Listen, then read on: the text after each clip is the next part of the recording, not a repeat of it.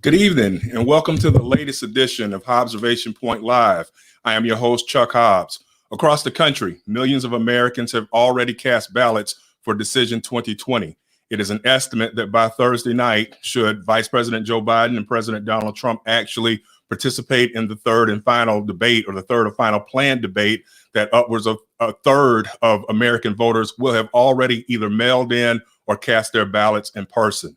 With that, there still remains an issue across the country, particularly in the Deep South, but in other areas as well, about voter suppression. So tonight, I'm going to have that discussion with some very dear friends. The first one that I want to bring up has been a brother of mine for going on 3 decades now. I welcome to the show Dr. Hasan Kwame Jeffries, a member of the legendary class of '94 from Morehouse College, my brother in Kappa Alpha Psi fraternity as well. He is a professor of history at Ohio State University. He is a podcaster. He is an op-ed writer, and he is the author of Bloody Lounge, Civil Rights and Black Power in Alabama's Black Belt. You probably have seen him on a number of documentaries over the years, but he is also the public intellectual who was behind the Lorraine Hotel Museum, the National Civil Rights Museum in Memphis, Tennessee. Welcome to the show, Cool Ha.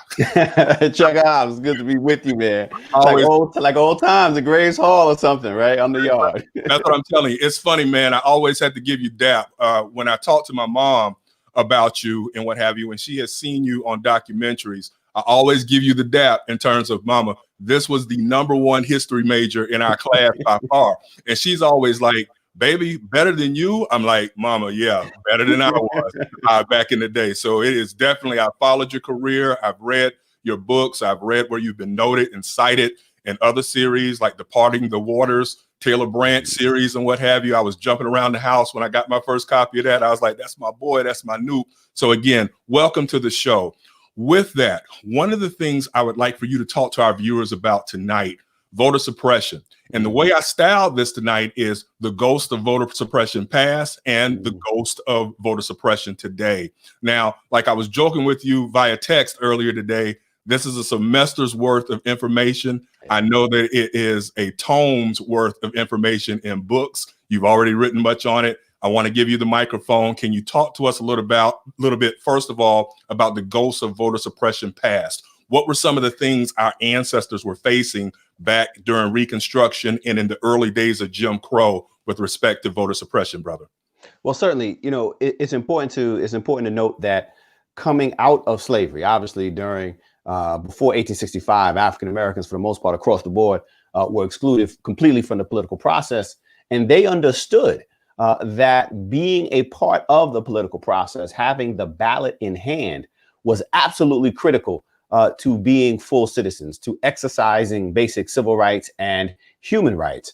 And so therefore, coming out of slavery, one of the first things that they begin to agitate for is for the ballot. Frederick Douglass was like, you can't even be considered a full citizen, a full participant in society, unless you have the ballot in hand. And of course, with the Reconstruction Act and then with the 15th Amendment, African-American men are extended protections to participate in the political process. Now, it's important to note that although African-American men are essentially given the vote, their right to vote is protected. When they went to the county courthouse, when they went to register to vote, and especially when they went to cast ballots, they were doing so on behalf of the Black community. They were doing so on behalf of Black women. They were doing so on behalf of the Black family. If you were a brother and you showed up in 1870 and you were trying to vote Democrat, they were Republican at the time, you couldn't go back home. And no sister gonna let you back in the house. So these were, although Black women weren't allowed to vote at the time, wouldn't be able to vote until 1920, and then still, of course, face serious obstacles for another 40 years. When African Americans did have that ballot in hand, they were very much doing it as men. They were very much doing it on behalf of the community. But the era of enfranchisement, and Brother Chuck, this is what we're talking about, you know, starting in 1870, is short-lived. By the time we get to 1890, just 20 years after the 15th Amendment is ratified, every state in the former Confederacy, beginning with Mississippi in 1890 through for the next 20 years, would rewrite their state constitutions for the sole purpose of excluding African Americans from the ballot box. So they would put in these clauses which did not mention race at all. And so we always have to be mindful and careful of colorblind legislation, colorblind laws that are designed specifically to target African Americans, to discriminate against African Americans. And so this is the moment where we begin to see poll taxes, where we begin to see literacy tests, where the grandfather clause is put into state constitutions saying that if your grandfather couldn't vote, then you can't vote. And of course, no black person's grandfather in 1890 would have been able to vote before 1865. So these colorblind measures go into effect. And this begins the era of black political exclusion, black voter exclusion. And it's almost absolute. And so we see African Americans pulling back from the political process. We don't see much agitation, particularly in the South, where you have a couple million. The majority of African Americans, certainly through the early decades of the 20th century, are residing. You don't see them heading down to the county courthouse and having marches and rallies and demonstrations to secure the vote. It wasn't because they weren't interested. They still value the ballot and understood the power of participating in the political process. But they also understood that they got the message loud and clear that if you attempted to go down to the county courthouse to register to vote, that you were likely to be killed. And even if you could somehow register to vote, Brother Hobbs, then who the heck you gonna vote for? Because they sure weren't letting black folk run. Republican Party essentially collapsed, and the Democratic Party was the party of white supremacy. And so this would extend literally up until 1965. In the late 50s, 1960s, you have African Americans who are organizing around the vote. Right, there's a little bit more space. You get some economic changes, a little bit more space where black folk could now go to the county courthouse, and it was still dangerous, right? In 1950, 1955, 1960, even 1965. But black folk, they wouldn't be killed immediately. Now, to me, that ain't much big difference, right? Like, if they're gonna come after you, they're gonna come after you. But they were like, no, they done messed up. They let us live long enough so that other folks said it's worth the risk. And so 1965, we get that critical piece of federal legislation, the Voting Rights Act. But too often, as a teacher and as a scholar of the civil rights movement, when we get that, when people talk about the Voting Rights Act, they act as though that's the end of the movement. But it's not. It's really the start of a new phase. And that new phase is, what do we do with the ballot once we have the ballot in hand? It's not enough just to cast a ballot. Now it becomes about political power. We often cast aside the Black Power era as, oh, this is just rhetoric for the sake of rhetoric. No, this is actually the era of black political empowerment. This is when black folk are coming together saying, hey, now we got the ballot, now we got the vote. What are we going to do with it? We're going to organize. We're going to create independent parties in some places in the South. We're going to create political power bases in New York and Cleveland and Chicago and the like. And so this really becomes the era of black enfranchisement and black political empowerment. But it also begins the era of black voter suppression. And so we see legacy laws carrying forward. But we also see a whole new wave of attempts to suppress the black vote. Gerrymandering being one of them, drawing districts in particular ways to either crowd African Americans, pack black voters into single districts to say, hey, you can vote, but we're going to dilute the power of your vote by concentrating on these black folk in particular areas. Look, Florida done mastered this, all of this, right? So we don't need to tell the folk down in Florida about this, but including, right, like felon disenfranchisement, right, which comes out of that constitutional era of the late 1900s, early 20th century, for the sole purpose of reducing the number, excluding African Americans. So the era of voter suppression, which is the era that we live in now, is critically important to understand because it's different than the previous era, the era of voter exclusion, because you don't need to exclude the entire race of black folk. You don't need to exclude all black folk or all brown folk. You just got to pick off a couple 100,000 here and there, a couple hundred in each district. And that's enough to swing or sway any election. And just this last point, this isn't just a 1965 thing. 1965 is that critical moment, as you know, where you get the Voting Rights Act. But then in 2013, Supreme Court rules in Shelby versus Holder, which of course takes the teeth, robs the teeth, strips the teeth out of the Voting Rights Act. And so at least while you had the Voting Rights Act, those states, those states and districts that historically discriminated against black voters couldn't change their laws unless they got the Justice Department to clear it. Shelby versus Holder, Supreme Court was like, yeah, nah, that's all right. And so those states that historically discriminated against now had free reign to do whatever they wanted without the Justice Department or the federal government intervening. And so we have seen this rash of new voter suppression techniques and tactics. And of course, in Georgia, we've seen that closing ballot polling stations. Most recently now in this coming election, we see the efforts of here in Ohio and in Texas of the governor saying you can only have one ballot drop box per county, which is absurd. In a county like Texas, Harris County, Houston, you got 3.5 million people there. You got more people there than in some states, and you're going to have one box for people to drop off. So we're in this era now of almost the Wild West in terms of what, and we got to be clear too, this isn't happening on the Democratic side, right? There was a party realignment when white supremacists left the Democratic Party and went to the Republican Party. And those are the ones who are leading this charge to suppress the vote, because they understand that to win on a national level, to win these federal elections, you do not need to exclude everybody. You just got to make it difficult or impossible for small numbers to vote, and you can win the election. Brother Jeffries, again, that was a brilliant analysis of, again, a year's worth of knowledge broken down into about 11 minutes. I expected nothing less.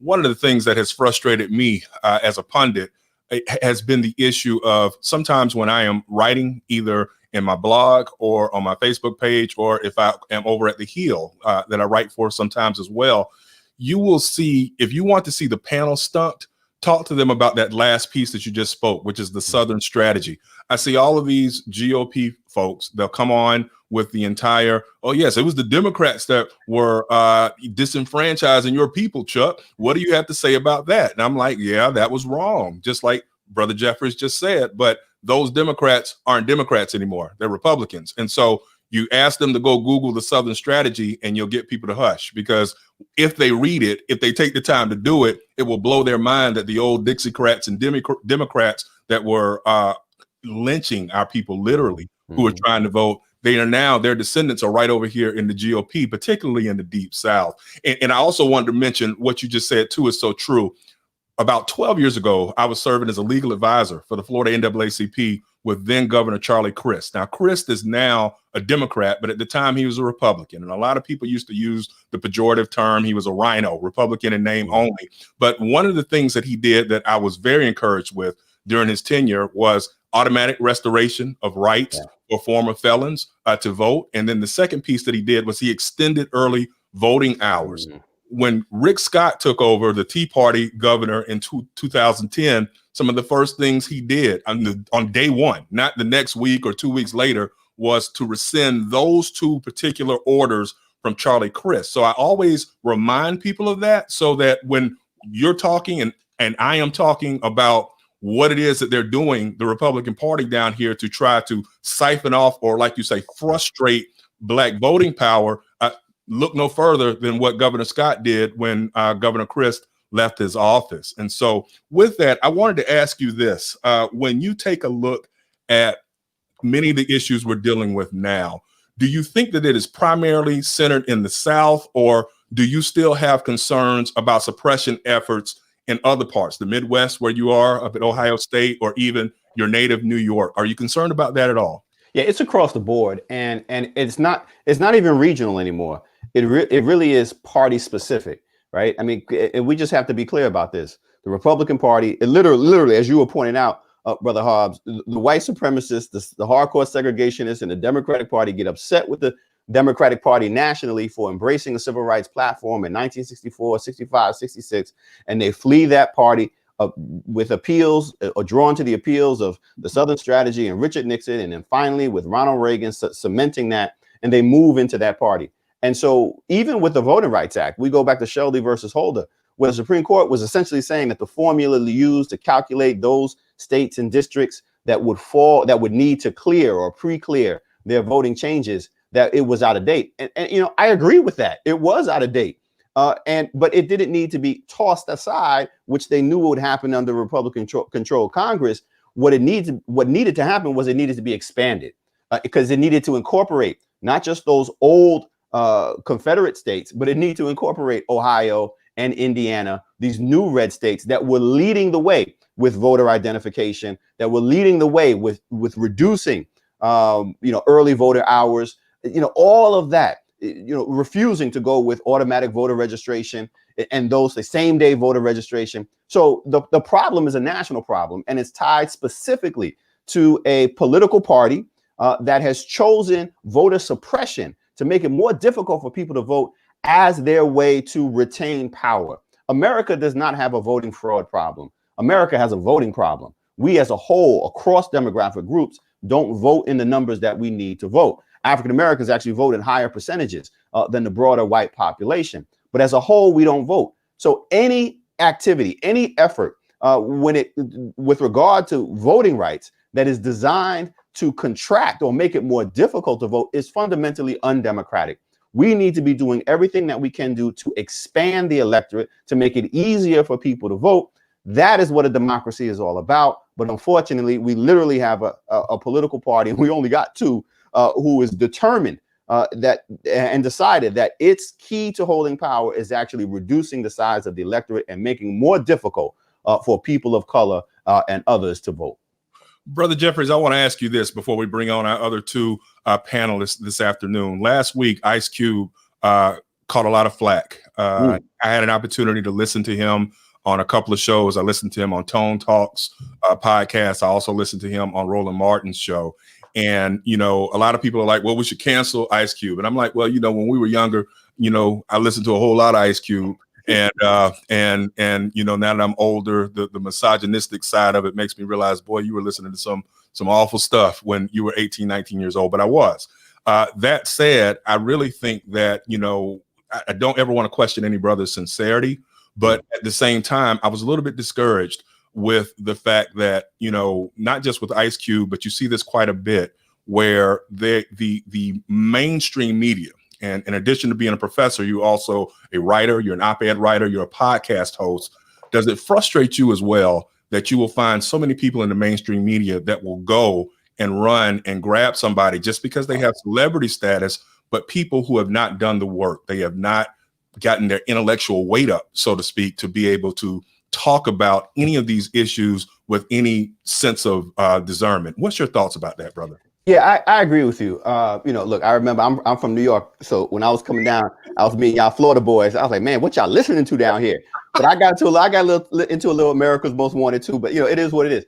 But I think two things frustrate me. One, not only, where does the media turn, but that's almost to be expected, right? I mean, the media is always, obsessed with celebrity, but I'm also frustrated with where do our people turn, right? Ice Cube doesn't need to turn to Republican operatives if he's trying to figure out sort of the politics of this play. He needs to be turning to those who have actually, as you said, been doing the work, and because it would be clear that, yeah, it would be nice if we could play both sides of the political coin, if you will. But the reality is, there is no negotiating with white supremacy, right? That is clear. We do not do that. And so, that was, I think a tragic misstep. Now, some people do need to be canceled. Some people can be, talked to. It just depends on what it is that you are doing. Do I think Ice Cube's heart was in the right place? I do think so. But again, that's almost neither here nor there. I think we also have to be clear about the damage that is done when you don't sit down and think about sort of what is the messaging and meaning behind these actions. Because again, we're in a tight national election for president of the United States, where a handful of votes here and there, we're talking about 50, 60,000 votes totally, are enough to sway this election. And we cannot live and survive. This democracy will not be able to survive another 4 years of this authoritarian spirit that is in the White House now. So we got to do better. Ice Cube, bruh, you got to do better. We have to do better. We got to hold all of our folk, particularly those who have a larger platform, a public platform. We got to hold them accountable and insist that they do a better job of representing us when they have a chance. No doubt about it, Noop. And with that, I want you to stand by as I bring on our other two guests for the last 2/3 of the show. The first I'd like to introduce is attorney Erica Morris Long. Erica has been a friend of mine ever since my graduate school days at Florida A&M University. She was a member of the Honda Campus All-Star Challenge Quiz Bowl team there with me. And she was a little young freshman, but was in there answering questions. And we have been friends ever since. In fact, I'd like to tell the world that when I got my gig writing for The Hill, it was actually Erica Morris Long who put your boy on. So with that, she is an attorney. Not only is she a Florida A&M University graduate, but she graduated from Harvard Law School as well with honors. She is currently the senior advisor to the Atlanta Public Schools, and she is the former director of government relations for the American International Group and a political pundit. Welcome to the show, Erica. Hi, good. It's good to see everyone. Thank you so much for having me, Chuck. It's wonderful to meet you, Professor Jeffries, and I've enjoyed listening to the discussion so far. Amen. And I'd also like to introduce a man who needs very little introduction, Dr. Robert Franklin, President Emeritus of Morehouse College, and is, I would consider, the front runner to replace another civil rights legend, John Lewis, in the 5th Congressional District of Georgia. He's running this fall, so I want to encourage everyone that's in that district in Georgia to listen to the words of our dear brother, President Franklin. Good evening, President Franklin. It's an honor to be with you, Brother Hobbs, particularly with two extraordinary Morehouse men, Professor Jeffries, and a delight to meet a new friend, the extraordinary Attorney Long. Thank you for the opportunity for this conversation. Yes, sir. And with that, I know that Erica is going to have some questions to ask, but I want to open up initially. Brother Jeffries and I have been talking about voter suppression past as well as voter suppression present. You all are at the epicenter of what many considered to be voter suppression run amok in 2018 in the race with Stacey Abrams when our Spelman sister, was this close to becoming governor of Georgia. There were shenanigans then. We are hearing whispers in the mainstream media about that right now. Lines wrapped around buildings, machines not working. I'd like for you two to take it away. What are your concerns in Georgia with only 2 weeks left before Decision 2020 with regards to voter suppression and or the state of voting up there in your area? As Morehouse men or gentlemen, Erica, I would like for you to start first. I think one of my bigger concerns is an issue that I don't hear a lot of people talking about. Beyond the blatant and obvious goal of the Republican Party to restrict the number of people who vote and to make it more difficult for people to vote because they know they can't win elections when more people vote. There's also the inability and the complete disinterest of Republicans to govern. So even when they are legitimately elected to office, they have no interest in running the machine of governance, making the process of voting work correctly. From the Secretary of State level to the county level to the state legislature level, until we have two responsible adult political parties in the room that believe that the levers of government should be used to do the task of government and to address the issues that are important to people, beyond the fact that Republicans don't believe that many people that aren't property owning white males should vote, they don't believe that government is supposed to work efficiently and effectively. They are not bothered by the long lines. They don't feel embarrassed by it. They don't feel self-conscious about people not seeing their names on the rolls when they know they're supposed to be there. So we really have a lot of rebuilding to do over the next several years, just to get us back to the point where there are adults in the room on both sides of the political aisle who believe that government is supposed to work.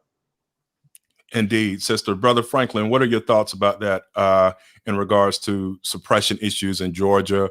What were your thoughts about Sister Abrams's race back in 2018? What are your thoughts here with 2 weeks left as a candidate and just as a concerned citizen? Well, I think that this is going to be a John Lewis memorial election. And I hope that simply invoking the name of John Lewis, who left this earth for his eternal reward on Friday, July 17. His seat has been vacant since then, by the way. And in a sense, that's a powerful symbol that the conscience of the Congress has been vacant since mid-July. Now, a momentous runoff election is occurring between myself and another hardworking public servant, and we will meet each other in the December 1st. So that's out a little ways, but we are focused, as you say, on this next 2 weeks. I still think this is a John Lewis memorial. Let's not forget, as Professor Jeffries pointed out, in 1965, in the march in the march across the Edmund Pettus Bridge, John Lewis was brutalized. He received concussions in order to acquire and demand and purchase the right to vote for our people. So I am annoyed by many of our people who believe, oh, it's just an option. It's not an option. It's an obligation, a moral obligation. At the same time, and Bakari Sellers challenged me and you, Chuck, in a recent panel on this, even as we proclaim you have an obligation to honor the sacrifice of Joe Lowry and Coretta Scott King and Ella Baker and Stokely Carmichael, all Malcolm X, give us the ballot or the bullet. All of that energy behind assuring that our people could vote. We must also listen and be cool and calm. Let not your heart be troubled. When you approach the polls, ask the question, what's going on here? When you see the long lines, as I did on the first day of early voting here in Georgia, lines, I asked people, what time did you arrive? I was out there walking around and comforting people and speaking to them, encouraging them. Thank you for coming out to vote. Some of them had been out there 3 hours already, and they were still midway in the line. But let's remember John Lewis. Let's diagnose what's going on and understand. I understand voter suppression is kind of along a continuum, beginning with the psychological suppression. Oh, those lines are too long. You don't want to bother with that. Vote next time. No. You push back against that impulse, that temptation. Deal with the psychological stuff and say, I'm going. They're counting on me. John Lewis is watching. But then that's the rest of the continuum that I don't have to elaborate because it's been done wonderfully by my two colleagues, of course, are the more implicit challenges. Sometimes people simply, the cost of voting, finding where the voting booths are, misinformation, and then the explicit stuff of, more vigorous voter ID laws, all of the challenges facing disenfranchisement for former people incarcerated. So we need to deal with and name all of that. But I'm urging voters to understand the situation you face. Don't be discouraged. Don't be freaked out. Stand there for John Lewis and press forward. Amen. With that, Erica, what I'd like for you to do right now, being an Atlanta native, Doug High graduate, for everybody who is non-familiar, that's Frederick Douglass High School, but right.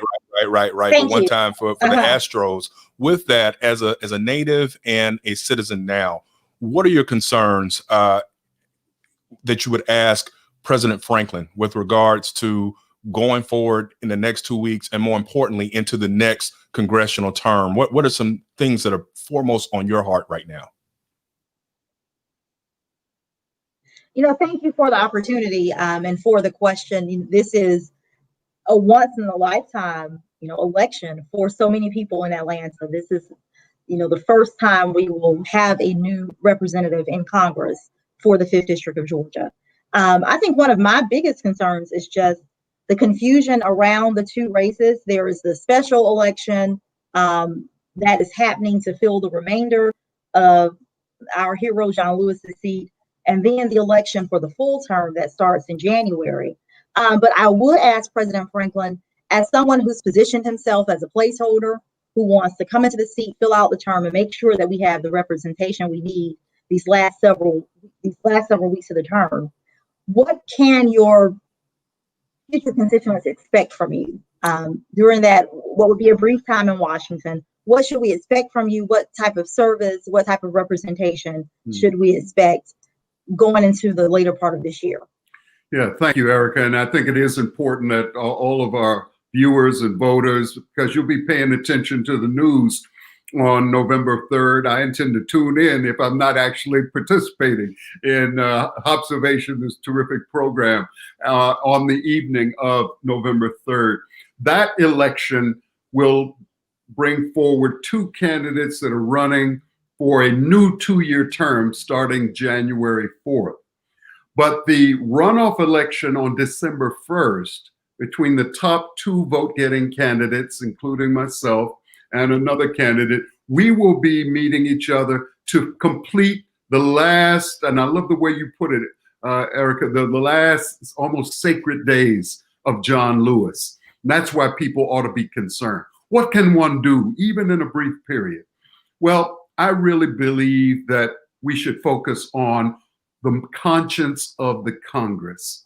Yes, there need to be legal challenges. Yes, the masses in the street need to put pressure on this dysfunctional government. But there's also a role for moral argument and moral suasion. That was part of the beauty and the power of Ella Baker and Martin Luther King and others who argued we have to present people with a better version of themselves. That's what moral leadership is about. And one of the things I've been doing is drafting messages to Congress regarding the need to pass the George Floyd Justice and Policing Act as one of the key elements of what John Lewis was concerned about. We need to pass the John Lewis Voting Rights Advancement Act that was introduced by Representative Terry Souls of Alabama. That act is now on the Senate calendar. I want to challenge even the lame duck senators in what has been a corrupt and cowardly GOP Senate to step up, even if you're on your way out of office, and do the one last right thing you can. Secure your place in history and your legacy by voting for Justice in Policing Act, by voting for the John Lewis Voting Rights Act, and ensure that by then, I hope it will be long gone, but the HEROES Act to provide COVID relief for the millions of Americans, state and local and tribal governments, small businesses, Black-owned businesses, women's businesses, and families struggling to eat, to feed and survive. So those are moral arguments for why they need to move. But the election is going to make some big decisions. And so I'm excited about that. And I'm excited about in just a few weeks after November 3rd, the election that determines who will pronounce the benediction on the legacy of John Lewis. And I'd like to be there as an HBCU graduate and President Emeritus of Morehouse College. Absolutely. And I know that this program has already endorsed you, and we will continue in the weeks ahead to encourage all of our viewers and readers to do the same. With that, I know that Brother Jeffries has been quiet for a few minutes here. I want to open up to the panel with a few questions that are issues that Brother Franklin, clearly you will have to deal with in Congress if you're blessed with the opportunity to go. And I want to get each of your thoughts on some of these matters. Judge Amy Coney Barrett is more than likely a shoo-in to gain confirmation to be the next justice, replacing Ruth Bader Ginsburg. With that in mind, that will give the Supreme Court potentially a 6-3 split. Understanding that, one of the issues that Vice President Joe Biden and Senator Kamala Harris have avoided quite deftly, if I say so, is the question as to whether or not they will propose trying to pack the court, so to speak. We know that FDR discussed it in the 1930s, but it never got past discussion, so to speak. But that opportunity is there. A lot of people don't realize that it does not take a constitutional amendment to be able to expand the Article 3 courts in the judiciary. With that, Brother Jeffries, is that something that a President Biden and a Vice President Harris should call for if they win, and assuming that Democrats keep control of the House of Representatives and potentially flip the Senate moving forward? What are your thoughts on what is being termed packing the courts? So let me think about it. Yeah, yes. They took two. The Democratic progressive have been playing too kind, right?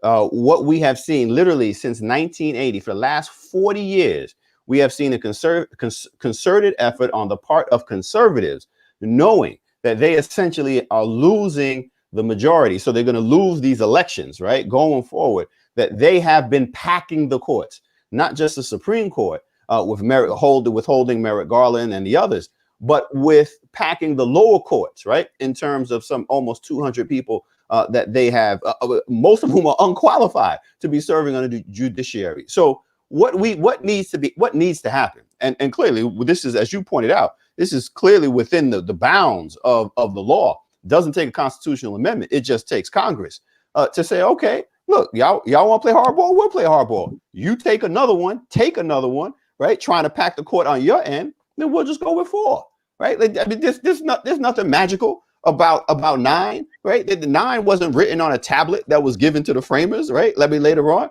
So, you got to make it work. Represent the people. Now we have President Franklin, you pointed out so beautifully, this last Senate, has been acting, particularly Republicans over there, without courage, cowardly, and corrupt. And so we need to do what it takes. And I think a Biden Harris, as if the Democrats gain control of the Senate, hold Congress, and have the presidency, then they need to do what it takes to ensure that democracy and democratic ideals are supported and strengthened. The guardrails are not very strong. We've seen that over the last 4 years. And particularly with Amy Coney Barrett being added to the court, I fear for a lot of basic rights and freedoms. And so we need to do what it takes, and they need to do what it takes to ensure I'm the right protection there with you. of those basic rights. One of my concerns clearly is, as a diabetic and someone who is hypertensive, the whole concept that within the next few weeks, the United States Supreme Court will hear a case that could potentially gut the Affordable Care Act, also known as Obamacare. And if that happens, out goes pre-existing illness coverage. And that would be unconscionable, in my opinion. Attorney Long, Erica, what are your thoughts about packing the court? Should we not?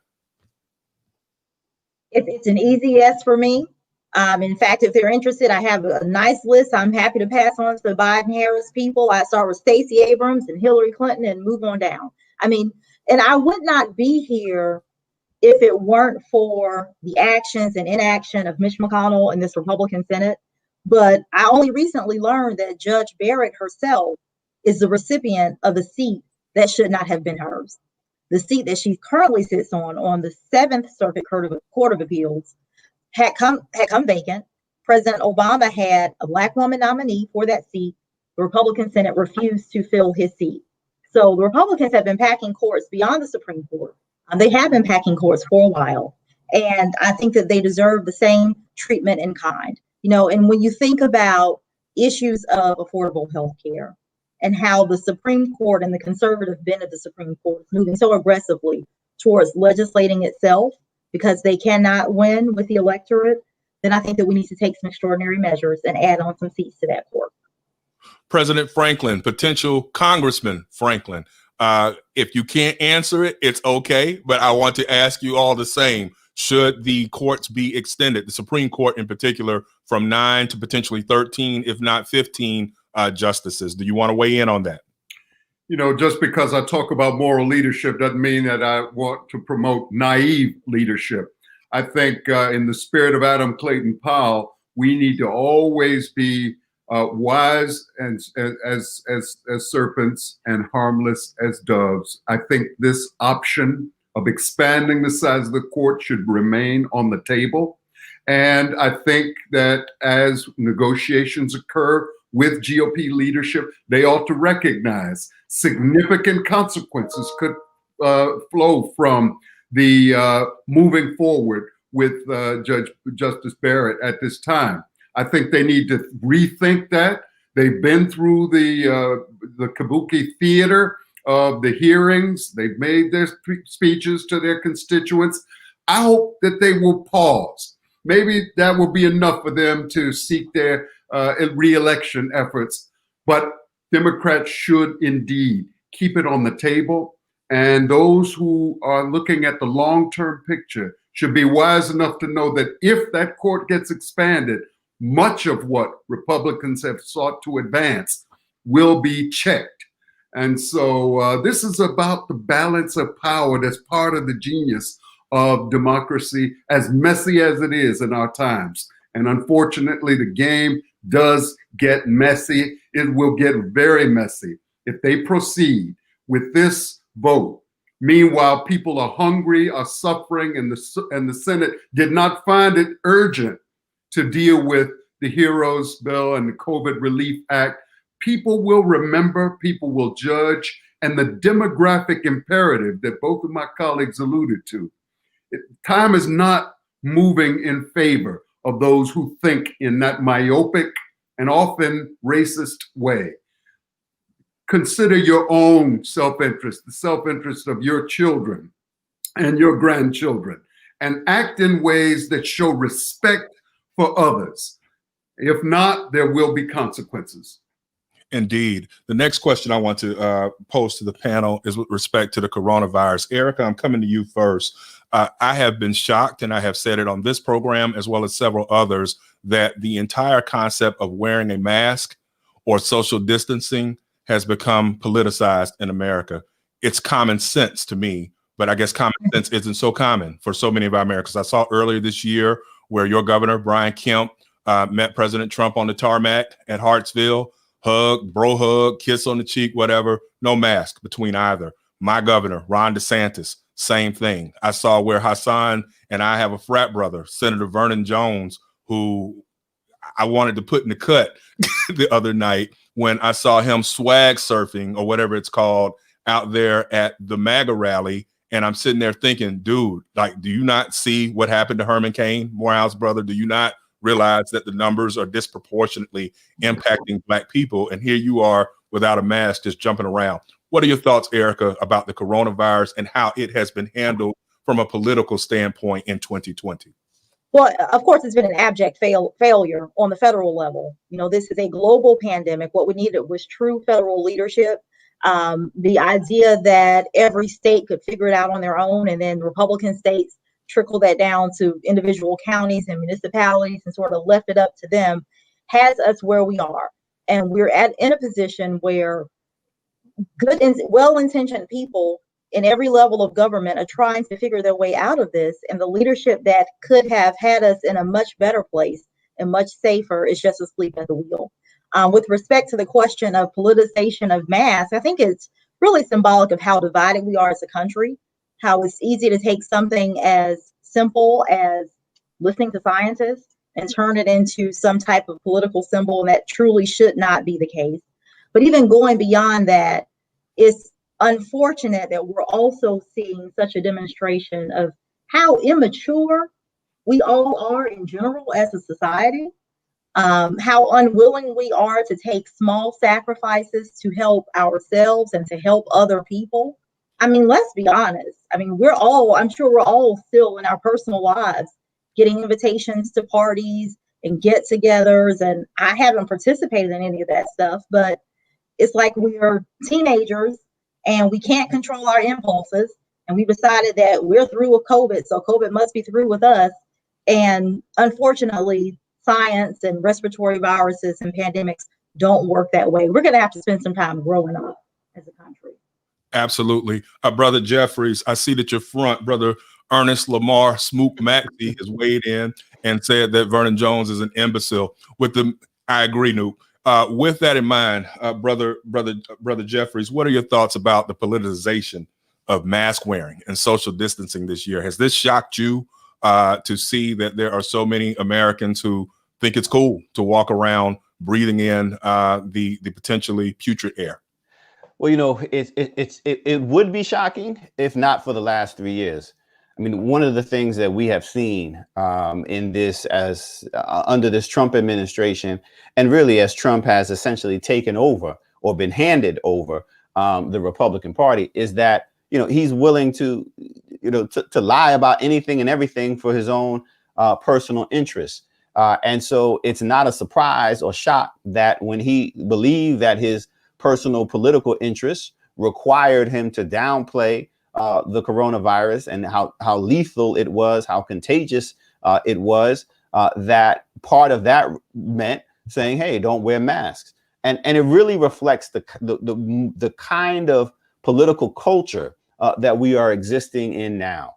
You know, one of the things, and Dr. Franklin certainly could attest to this, you know, when you think about religion, religion is the belief in faith, and faith, you know, by definition, is belief in the absence of what we might consider to be fact. Well, you know, that's great in religion, but that's terrible when it comes to politics and when it comes to science. You can't just dismiss fact how can we have a legitimate conversation or discussion on a way to move forward if you are willing to dismiss or look to your particular party head or political leader and accept what he says on the basis of faith, simply because he or she said it?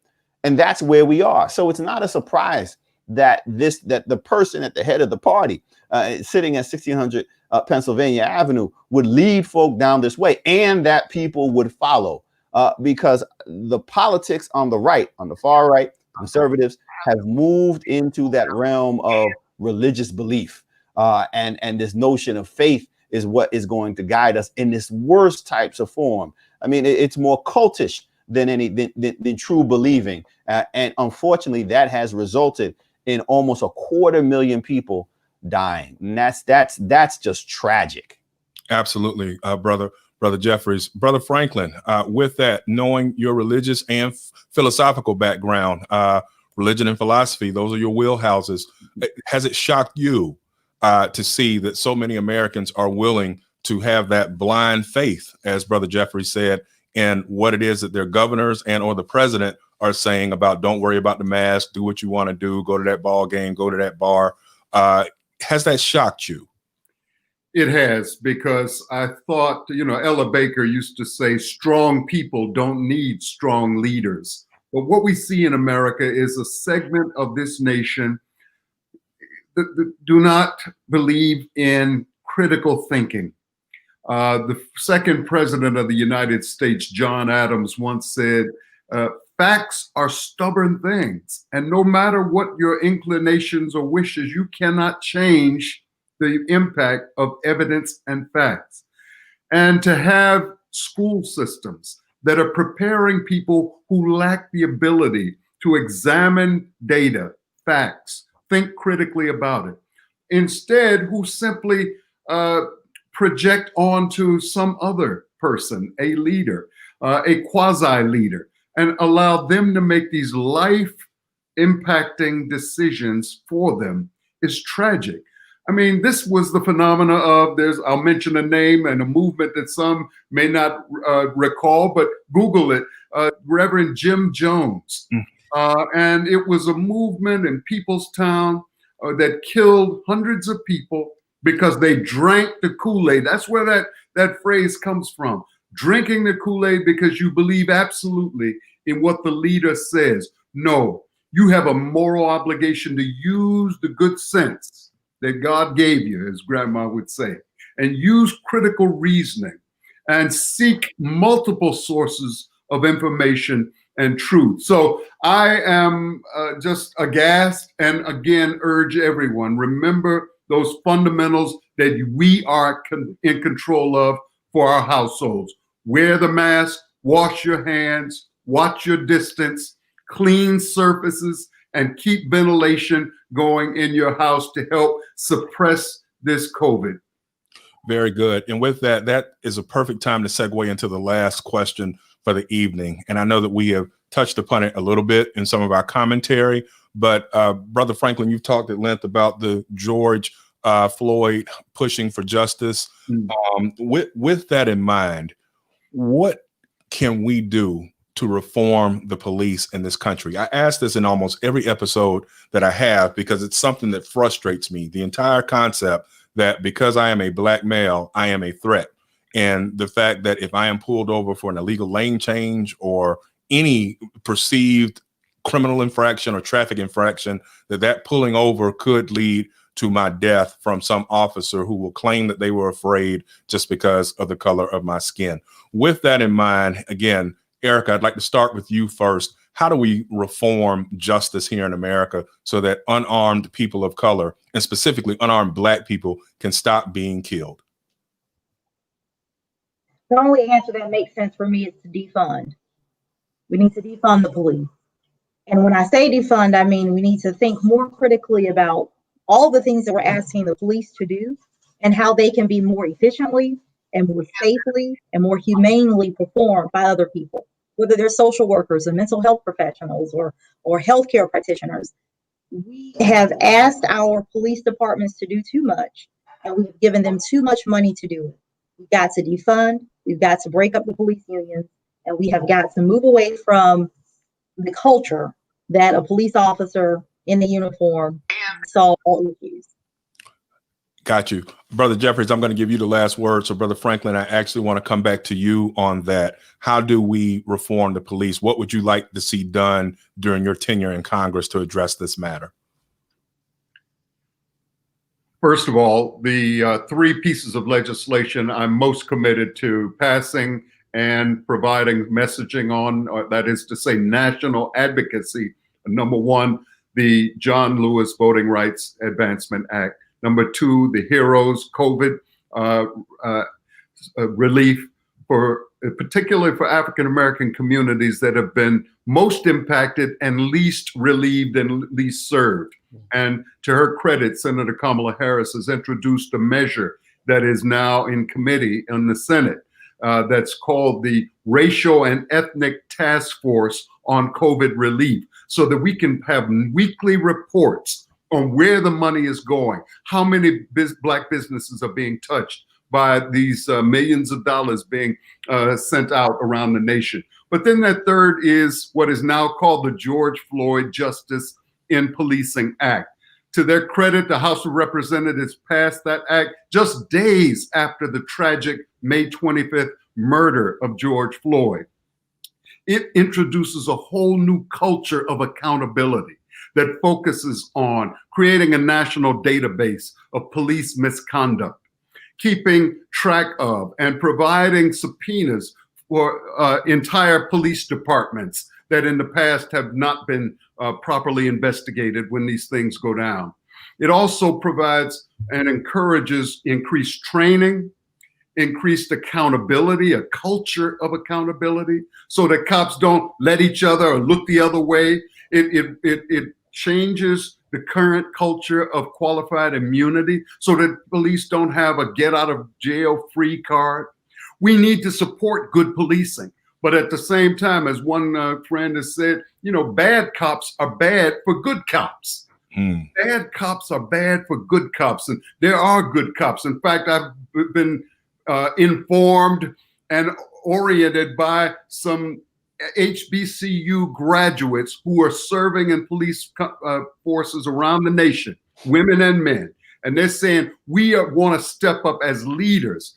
And ultimately, they believe new leadership will change the culture, change the training, teach de-escalation, and move in the direction of reimagining, as Erica suggested, so that we can place the money where it belongs. Everybody shouldn't be calling 911 for a sister or brother that falls asleep in a Wendy's drive-through line. We need another number to call. We need to find alternatives to militarizing, and we need to get these tanks out of these police departments. They're coming in back from Iraq and other places, and police departments are able to purchase these.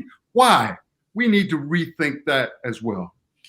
Amen. With that, Brother Jeffries, I'd like to give you the last word. Take us back, take us out full circle. You started out the discussion tonight talking about some of the efforts that white supremacists did to prevent our ancestors from being able to vote, which included lynching. I've always found it abhorrent when you see the pictures of Black men, women, children dangling from the trees like the strange fruit, so to speak. Nowadays, it's no longer with a rope in a tree or across the bridge. It's with a police Glock and or a camera phone that has recorded someone being shot, tasered, beaten, or even had a knee on your neck until you die. With that in mind, what can we do to address this? It seems as if we're dealing with some of the same issues that our ancestors were dealing with a century or more ago. Well, thank you very much. And first, absolutely echo what my co-panelists have already pointed out. You know, first thing I think we have to do is we have to acknowledge that there's a problem. For the last 10 years, as best statistics can tell us, at least 1,000 police kill at least 1,000 people a year, and among those, about 350, sometimes as many as 400 African Americans. That means over the last decade, each year, last year included, more African Americans have died at the hands of the police. 3 times as many African Americans have died at the hands of police than died during the height of lynching. Literally in 1910, 1912, when you had the most lynchings occur, lynch mobs publicly murdering, executing African Americans, you're talking about 2 a week, literally about 100, 125. Now we're talking about 350. So is this a continuation of a pattern of a problem? Absolutely. You know, we're not running the risk of repeating history. No, we never stopped doing the things in the past that we supposedly have discontinued. What we need to do, and why this election is so critically important, this moment that we're in is so important, we have to disrupt this continuum of history. We got to do the things that will necessitate, or that will bring about the end to the problems as they have continued into the present. We absolutely have a police problem, but even more so, we have a priorities problem. We don't prioritize the things that we need to do to make this a society that will treat everyone fairly and justly and equally. And I would just, on this last point, in terms of what can we do, I think one of the things that we can do, in addition to all the things that were already mentioned, just to emphasize this point, is prosecutors, prosecuting attorneys, district attorneys. I mean, that within the criminal justice system, the prosecutor, district attorney is the most powerful position in the courtroom, in our criminal justice system. They decide if they're going to, as we saw in Kentucky, they decide if they're going to hold police accountable. They decide who is going to be charged with the crime or not. They decide what is the recommendation for a sentence. We have to deal with, and in those places where district attorneys are elected officials, then we have to do what it takes to get the right people in and get the wrong people out. Amen. With that, the last word. And I want to thank each of you, Brother President Franklin, Sister Erica Long, Brother Hasan Jeffries. Again, this has been a great discussion, and we want to thank each of the watchers that we've had tonight. We've got a number of great comments this evening, some from friends and schoolmates of ours, but a number of other people who watch this show and similar shows because they appreciate the fact that so much Black intellectual talent can be on a TV or on your internet, on your computer, and be able to discuss the issues that are so critical for all of us as Americans. So with that, I thank you, and I look forward to speaking to each of you again in a couple of weeks when we do the Steel Sharpen Steel. That's my other hustle with one of our frat brothers, Hasan from Alpha Z, Tom Cunningham. We run it every Friday night, and we're going to live stream all night long, like Lionel Richie said, on November the 3rd. And I look forward to having you all on during different portions of that evening. So again, I want to thank you. And as Brother Jeffrey said, I want to thank you all for watching us this evening. As we continue to proceed, tomorrow makes 14-day mark until Election Day. Continue to vote. I have been encouraged beyond words seeing some of the turnout here in Florida. Today was our first day for early voting. Lines wrapped around the buildings all across the state. I have seen similar numbers across the United States of America. That is so important. Make sure you exercise that right to vote. Back in 1934, on October 19th, a young man named Claude Neal, about an hour from here in Marianna, Florida, was abducted. He would later be lynched. His lynching was never solved, even though there were over 1,000 local white citizens who participated in that macabre spectacle. I remind you of that because it's important to remember that our people, as Dr. Jeffries spoke about this evening, were killed literally trying to exercise their right to vote. In a country where all of the brouhaha this year has been about the 100th anniversary of the 19th Amendment and how women gained the right to vote, never forget that was for white women. Black women did not gain the right to vote, neither did Black men, until that Voting Rights Act was signed just 55 years ago. To put that into context, that was during the time in which my oldest sister was just being born. So that was not that long ago. With that in mind, make sure you vote. Take your mama and your cousins, them too, with you. Make sure that you continue to encourage people on social media to vote. And again, make sure you come back next Monday night for another episode of Hobbservation Point. Later this week, I'll have the pleasure of being on Thoughts and Moments with my FAMU brother, Ellis Dean, and my Spelman sister, Joy Stevens. And then again on Friday night, we're going to wrap it with Steel Sharpen Steel. Oh, and I also forgot, make sure you check me out on Wednesday. I'm going to be speaking with Representative Jim Clyburn, the Democratic whip, again Wednesday afternoon on the TCR Dialogue. So with that, I thank you so much for all of your love and support, and I look forward